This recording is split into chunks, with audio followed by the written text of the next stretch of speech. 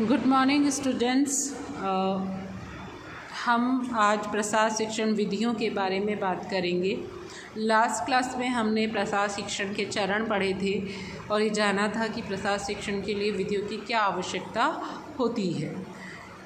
आज हम प्रसार शिक्षण विधियाँ क्या होती हैं, कितने प्रकार की होती हैं, ये सब जानेंगे।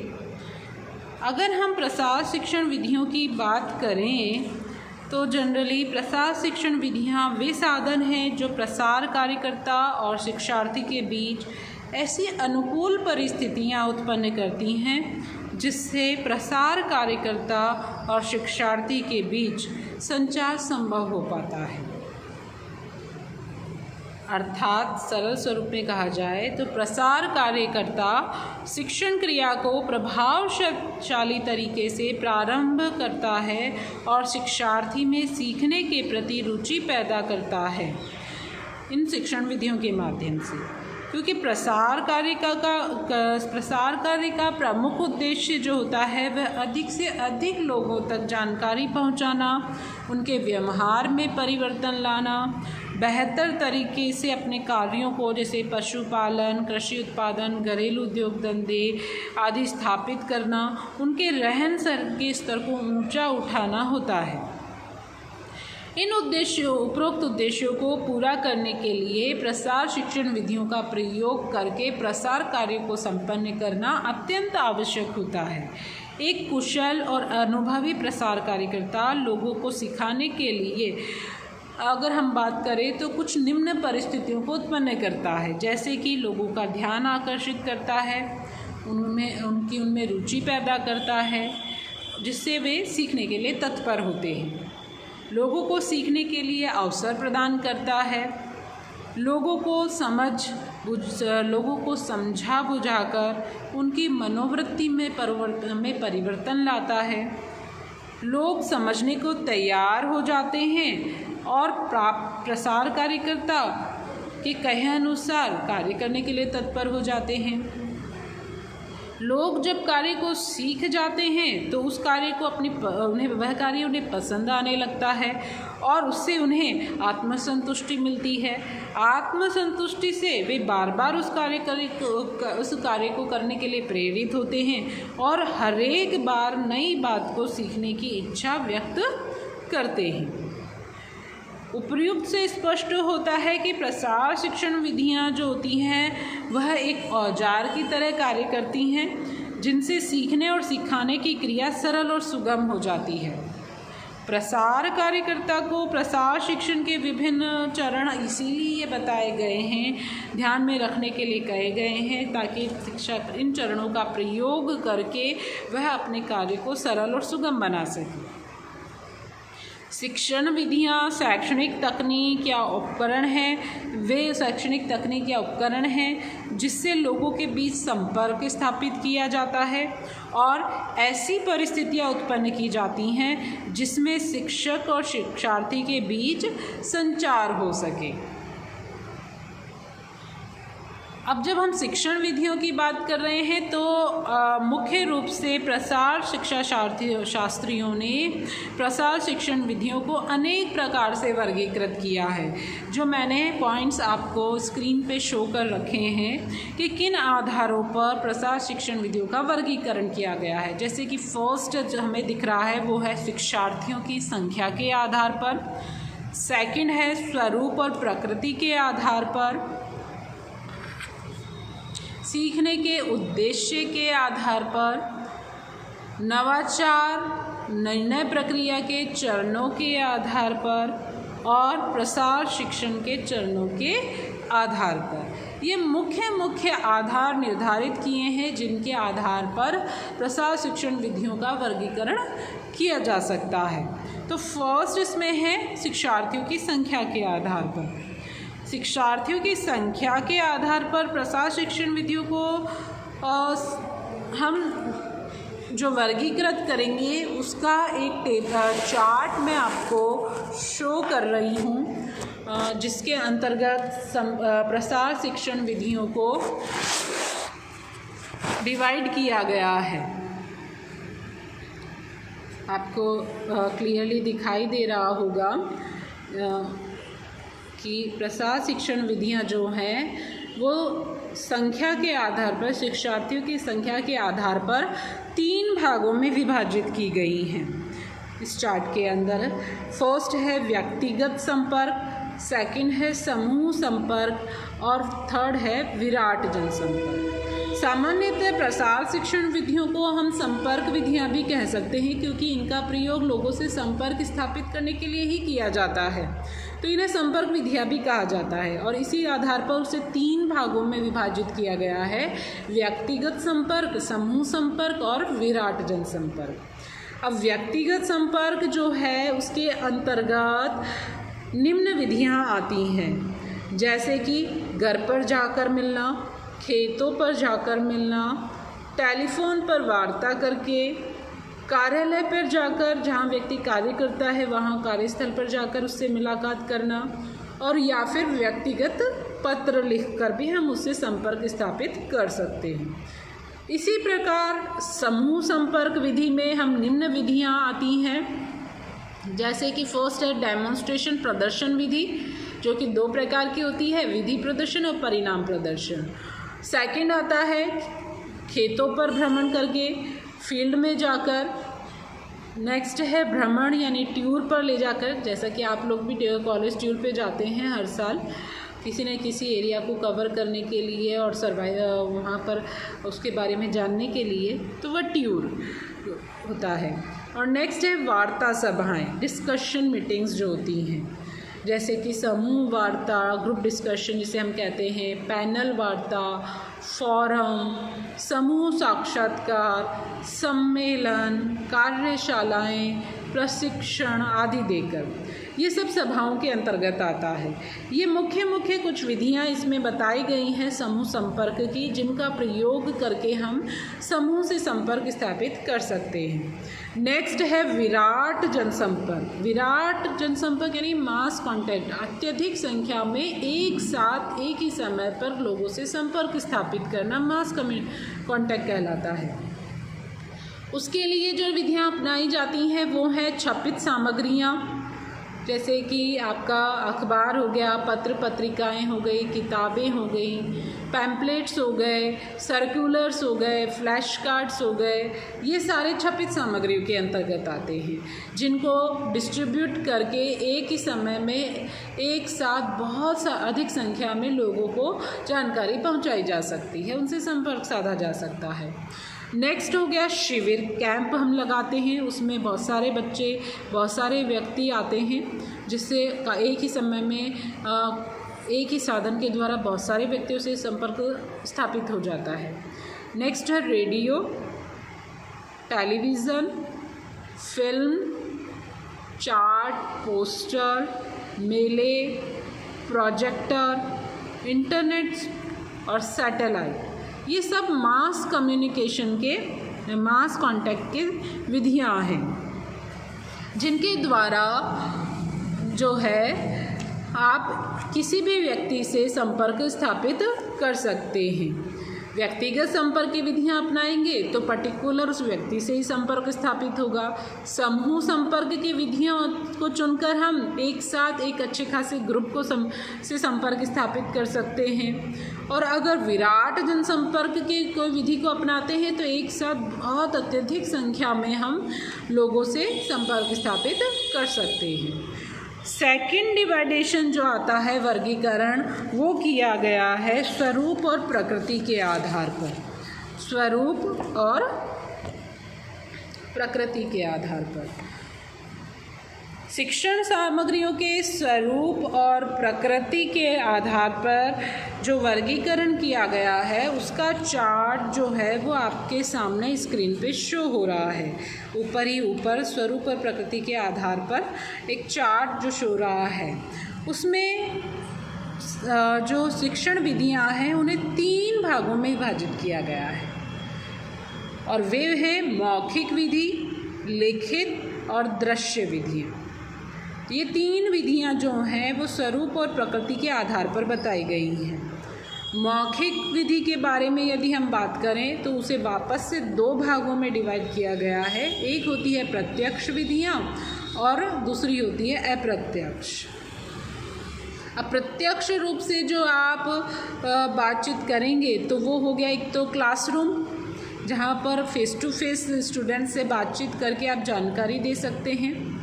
सेकंड हो गया सभाएं, सम्मेलन, संगोष्ठियाँ, अधिवेशन, जहाँ बहुत अधिक संख्या में लोग आते हैं और हमारी बात को सुनते हैं।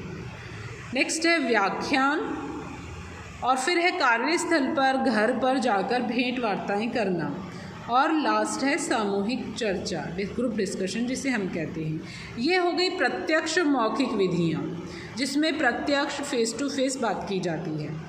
सेकंड है अप्रत्यक्ष मौखिक विधि, जिसमें आमने सामने बैठकर बातचीत नहीं होती है, मुलाकात नहीं होती है, संपर्क नहीं होता, लेकिन दूर बैठकर आप किसी भी व्यक्ति से संपर्क कर सकते हैं। जैसे कि सबसे अच्छा एग्जाम्पल है अभी जो हम ऑनलाइन क्लास ले रहे हैं, इसमें हम फेस टू फेस नहीं पढ़ रहे हैं, लेकिन आपके पास मेरी आवाज़ पहुंच रही है और मैं आपको जानकारियां प्रदान कर रही हूं और आप उसे सुन रहे हैं और समझ भी रहे हैं।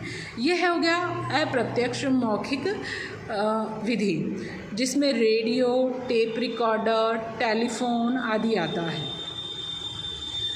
सेकंड डिवाइडेशन क्या है? लिखित, रिटन सामग्री के रूप में, लिखित विधियों के रूप में, जिसमें पत्र, पत्रिकाएं, newspaper, books, circulars, chart, poster, ये सभी आते हैं। सूचना पत्र, परिपत्र, ये सारी चीज़ें इसके अंतर्गत आती हैं। ये सब लिखित रिटन होती हैं जो लोगों तक पहुंचा दी जाती हैं और वह उसको अपने स्तर पर अपने हिसाब से पढ़ लेते हैं और समझ लेते हैं। नेक्स्ट आता है दृश्य सामग्रियाँ, दृश्य विधियाँ, जिसमें एग्जीबिशन, छायाचित्र, posters, flash card, puppet show, नाटक, स्लाइड्स, प्रदर्शन विधि, फिल्म शोज़ आदि आ जाते हैं, जिसमें आप कुछ देखकर सीख रहे हैं, देखकर जान रहे हैं, उसे हम दृश्य विधि कहते हैं। स्वरूप और प्रकृति के आधार पर ये मुख्य 3 डिवाइडेशन किए गए हैं, मौखिक, लिखित और दृश्य, और उन अनुरूप उनके अंदर कौन कौन सी विधियाँ आती हैं वो भी आपके सामने दिखाई दे रही हैं। नेक्स्ट वर्गीकरण आता है कार्य के आधार पर। कार्य के अनुसार जो वर्गीकरण किया गया है वो मुख्य रूप से वो भी 3 भागों में किया गया है, और फर्स्ट है बोलकर, सेकंड है दिखाकर, और थर्ड है करके। अब बोलकर वही मौखिक विधियाँ आ जाएंगी सारी आपकी, कार्यस्थल पर, घर पर जाकर भेंट वार्ताएँ करना, कैसेट सुनना, टेप रिकॉर्डर सुनना, है ना, सभाएं, सम्मेलन, अधिवेशन, कार्यशालाएं, संगोष्ठियाँ, व्याख्यान, रेडियो, ये सब इसके अंतर्गत आ जाएंगी सारी विधियाँ जो बोलकर बताई जा रही हैं। नेक्स्ट है दिखाकर, जिसमें आप देखकर कुछ जानते हैं। Chart, poster, folder, pamphlets, leaflets, छपित सामग्रियाँ जितनी भी होती हैं वो सब इसके अंतर्गत आएंगी। Photographs, puppet show, slide, projector, television, tour, film shows, नाटक, ये सब आपका दिखाने के विजुअल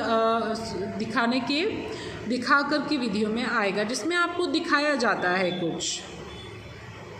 और नेक्स्ट है करके, जिसमें आपको करके सिखाया जाता है, जैसे विधि प्रदर्शन हो गया, परिणाम प्रदर्शन हो गया, व्यावहारिक प्रशिक्षण हो गया, काम करते हुए दिखाया जाता है, प्रशिक्षण हो गया, काम करके फिर दिखाया जाता है। विभिन्न प्रकार के जो प्रशिक्षण होते हैं जो करके सिखाने के अंतर्गत आते हैं। तो कार्य के अनुरूप जो डिवाइडेशन है वो ये इस प्रकार है, मुख्य 3 भागों में विभाजित किया गया है जो आपके स्क्रीन पे दिखाई दे रहे हैं, और उनके अंतर्गत आने वाली जो विधियां हैं वो भी इस पर मेंशन की गई हैं। नेक्स्ट आता है सीखने के उद्देश्य के आधार पर वर्गीकरण। सीखने के आधार पर जो होता है वो ज़रूरतमंदों को व्यावहारिक ज्ञान के अंतर्गत आता है, ताकि वे सीखने की क्रिया सीख कर रहन सहन और अपने जीवन स्तर को ऊंचा उठा सके। इसलिए उन्हें पहले सीखने के लिए तैयार किया जाता है। सीखने के उद्देश्यों में मुख्य रूप से ज्ञान अर्जित करना, कार्य दक्षता, मनोवृत्ति के परिवर्तन की चर्चा की जाती है। सीखने के उद्देश्य के आधार पर यदि हम बात करें तो मुख्य 3 भाग हो गए। फर्स्ट हो गया नॉलेज ज्ञान, सेकंड हो गया दक्षता स्किल, और थर्ड हो गया मनोवृत्ति। ये 3 डिवाइडेशन सीखने के उद्देश्य से किए गए हैं। नॉलेज वाली विधियां जो हैं उनमें आ जाएगा ट्यूर, व्याख्यान, वैयक्तिक अध्ययन, कृषि विज्ञान केंद्र पर जाकर सीखना, छपित सामग्रियों का अध्ययन करना, व्यक्तिगत या समूह संपर्क स्थापित करना। ये सारी नॉलेज वाली विधियों के अंतर्गत आएंगी ये सारी विधियाँ। नेक्स्ट आता है कार्यक्षमता यानी स्किल। इसमें आएंगी विधि प्रदर्शन, परिणाम प्रदर्शन, निरीक्षण या देखरेख और घर या कार्यस्थल पर जाकर भेंट करना। ये मुख्य विधियाँ इसके अंतर्गत अपनाई जा सकती हैं। नेक्स्ट है मनोवृत्ति एटीट्यूड। उसमें विषय विशेषज्ञों द्वारा व्याख्यान कराए जाएंगे, दृश्य श्रव्य साधनों का प्रयोग किया जाएगा, प्रदर्शन, प्रशिक्षण कार्यक्रम, कार्यशालाएं, सेमिनार, सिंपोजियम आदि। ये सारी जो छोटी मेन विधियां हैं वो इसके अंतर्गत आ जाएंगी। नेक्स्ट आता है नवाचार निर्णय प्रक्रिया के अनुसार वर्गीकरण। तो व्यक्ति जब कभी किसी भी नए परिवर्तन को अपनाता है तो बिना सोचे समझे निर्णय लिए बगैर नहीं अपनाता। उसे अपनाने से पहले वह अनेक बार सोचता है और उससे संबंधित सारी जानकारियाँ प्राप्त करता है। अपनाने से पहले वह सोच समझ कर निर्णय लेता है और फिर उस प्रक्रिया के चरणों के आधार पर उन कार्यों को करता है। नवाचार निर्णय प्रक्रिया के अनुसार मुख्य 4 भागों में डिवाइड किया गया है निर्णय प्रसार शिक्षण विधियों को, जिसमें फर्स्ट है जानकारी में आएगा छपित सामग्रियाँ, व्यक्तिगत संपर्क, जन संपर्क, परिपत्र, दृश्य श्रव्य सामग्री और समूह संपर्क विधियाँ। इनके द्वारा जानकारी प्रदान की जा सकती है। किसी भी एक अच्छे से मेथड को यूज़ कर ले और उसके द्वारा उससे संबंधित जानकारी आप उस व्यक्ति तक पहुंचा सकते हैं या कई व्यक्तियों तक पहुंचा सकते हैं। नेक्स्ट है मूल्यांकन। इसके अंतर्गत जो विधियां आती हैं वो हो गई छपित सामग्रियां, दृश्य श्रव्य साधन, प्रशिक्षण कार्यक्रम, अभ्यास, प्रदर्शन विधि, परिणाम विधि और सभाएं। ये मुख्य कुछ विधियां हैं जिनको अपनाकर हम मूल्यांकन विधि का संपन्न कर सकते हैं। नेक्स्ट आता है निर्णय डिसीज़न। इसके अंतर्गत आती है खेत और घरों पर जाकर वार्ताएं करना, भेंट करना, कृषि विज्ञान केंद्र पर जाकर सीखना और व्यक्तिगत संपर्क। लास्ट फोर्थ है क्रिया, जिसमें मुख्य रूप से 2 चीज़ें आती हैं, 2 विधियां आती हैं, परिणाम प्रदर्शन और व्यक्तिगत भेंट। ये मुख्य 4 भागों में डिवाइड किया गया है। फिर नेक्स्ट आता है चरणों के आधार पर प्रशिक्षण विधि का डिवाइडेशन। तो इसमें वे सारे स्टेप्स चरण आ जाएंगे जो अभी हमने लास्ट टॉपिक में पढ़े थे प्रथा शिक्षण के चरणों में। 8 चरण पढ़े थे हमने, याद होगा आपको। ध्यान आकर्षण, अभिरुचि, आकांक्षा, विश्वास, क्रिया, संतुष्टि और मूल्यांकन, जिन्हें हमने एडकेस के नाम से जाना था। ये सारे चरण इसके अंतर्गत आ जाएंगे। और नेक्स्ट इसके बाद जो आता है वो ग्रहण करने वालों की क्षमता के अनुसार वर्गीकरण आता है। जब कुछ लोग नवीन बातों, विचारों, इनको विधियों को अति शीघ्रता से सीख लेते हैं, अपना लेते हैं, तो उन्हें हम ग्रहण करता कहते हैं। और उनसे उनको लाभ भी होता है, और कुछ लोग ऐसे होते हैं जो इनको नहीं अपनाते हैं, देर से अपनाते हैं। तो विशेषकर जब अनुसंधान खत्म होने के कगार पर होता है तो ऐसे लोगों को अतिकालिक ग्रहणकर्ता कहा जाता है। तो ग्रहणकर्ता के आधार पर जो विधियों को डिवाइड किया गया है वो 3 भाग हो गए, जो आपकी स्क्रीन पे दिखाई दे रहे हैं। एक हो गया शीघ्र ग्रहणकर्ता, सेकंड हो गया विलंबकारी ग्रहणकर्ता, और तीसरा हो गया अतिकालिक ग्रहणकर्ता।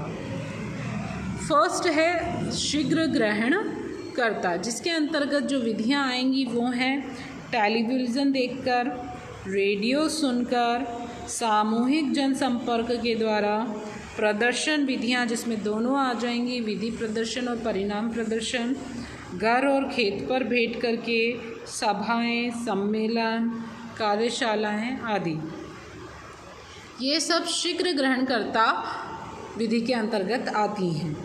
नेक्स्ट है विलंबकारी ग्रहणकर्ता। इसके अंदर जो विधियां आएंगी वो हैं व्यक्तिगत संपर्क विधि, परिणाम प्रदर्शन, भ्रमण, खेतों पर जाकर, घरों पर जाकर भेंट, दृश्य श्रव्य साधन आदि। नेक्स्ट आता है अतिकालिक ग्रहणकर्ता। अतिकालिक ग्रहणकर्ता जो होता है, जिसे बहुत ज़्यादा समय लगता है किसी भी चीज़ को देखने, सीखने और सुनने में, वह है स्थानीय नेता, मित्र, संबंधी, रिश्तेदार, पड़ोसियों को देखकर, भ्रमण के द्वारा, परिणाम प्रदर्शन के द्वारा, जिनमें समय लगता है, ठीक है ना, रिजल्ट आने में। ये सारे इसके अंतर्गत आ जाएंगे। तो कुल मिलाकर ग्रहण करने वालों की श्रेणी के आधार पर 3 भागों में विभाजित किया गया है प्रसार शिक्षण विधियों को।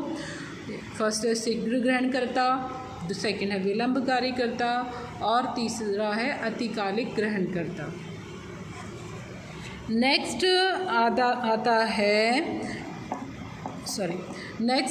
आता है प्रक्षेपण के आधार पर। प्रक्षेपण के आधार पर 2 भागों में विभाजित किया गया है, प्रक्षेपित और गैर प्रक्षेपित। प्रक्षेपित जो है उसमें film projector, slide projector, overhead projector, opaque projector आ जाते हैं। ऐसे गैर प्रक्षेपित जो है उसमें flash card, flannel graph, chart, poster, पुस्तकें, बुलेटिन, पैम्पलेट, लिम्फलेट और आदि आ जाते हैं।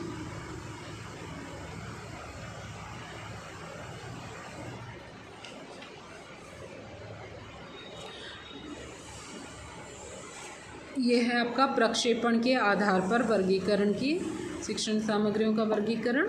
नेक्स्ट है आपका ऊपर जो आपको दिखाई दे रहा है विम यानी आयाम के आधार पर जो 2 भागों में विभाजित किया गया है, द्विआयाम और त्रिआयाम। द्विआयाम में चार्ट, पोस्टर, फोल्डर और flash card, flannel graph, bulletin, leaflet, pamphlet, चित्र, फोटोग्राफ, फ्लिप चार्ट, आकृतियाँ, ग्राफ, बुलेटिन आदि आते हैं।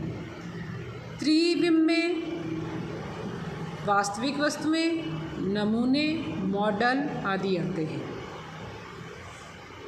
ये था आपका